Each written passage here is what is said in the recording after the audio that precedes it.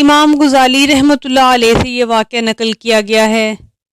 ایک شخص بازار میں غلام خریدنے گیا۔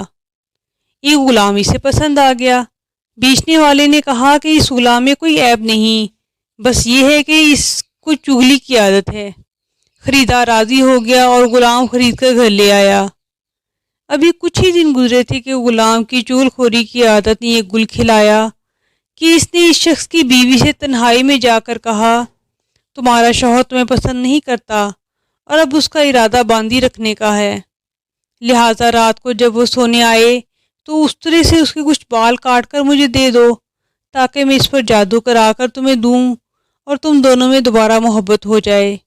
بیوی اس پر تیار ہو گئی اور اس نے اس طرح کا انتظام کر دیا۔ ادھر غلام نے آ کر آقا سے کہا، تمہاری بیوی نے کسی غیر مرد سے تعلقات قائم کر رکھے ہیں اور اب وہ تمہیں راستے سے ہٹا دینا چاہتی ہے، اس لیے ہوشیار رہنا۔ رات کو جب وہ بیوی کے پاس گیا تو دیکھا کہ بیوی اس طرح لا رہی ہے، تو وہ سمجھ گیا کہ غلام نے جو خبر دی تھی وہ سچی تھی، اس لیے قبل اس کی کہ بیوی کچھ کہتی اس نے اس طرح سے بیوی کا کام تمام کر دیا۔